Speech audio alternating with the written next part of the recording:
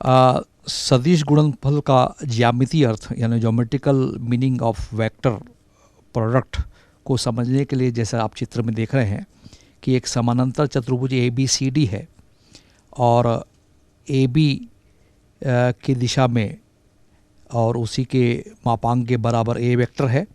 और A D के बराबर और उसके दिशा में एक बी वेक्टर है और दोनों के बीच का कोण जो है थीटा है। तो निश्चित रूप से आप पूर्व क्लास में पढ़ चुके होंगे कि समांतर चतुर्भुज का जो क्षेत्रफल है, जैसा आप चित्र में देखिए ए बी सी डी है, उसका क्षेत्रफल होगा आधार गुणित ऊंचाई यानी ए बी गुणित डी एम, और डी एम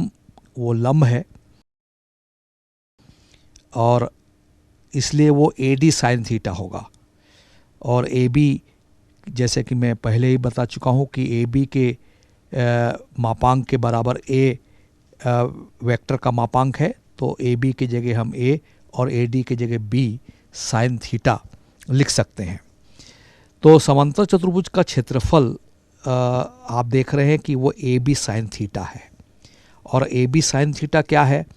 दो सदिश का मापांक है यानी मापांक ए क्रॉस बी है। यानी आप यहाँ ये समझ रहे हैं कि समांतर चतुर्भुज ए बी सी डी का क्षेत्रफल mod of a cross b होता है। और यदि हम चित्र में देखिए ए बी डी त्रिभुज ए बी डी का क्षेत्रफल 1/2 mod of a cross b होगा। तो बच्चों कुल मिला के हम दो सदिश का सदिश गुणनफल से आशय यदि ज्योमेट्रिकल मीनिंग के रूप में समझें तो उनकी संलग्न भुजाओं के द्वारा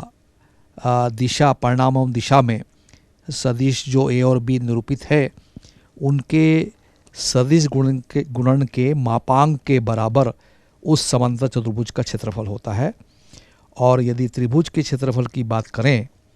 जैसे कि आप चित्र में देख रहे हैं ए बी डी का क्षेत्रफल दो सदिश के सदिश गुणन का मापांक होता है यानी 1/2 mod of a cross B.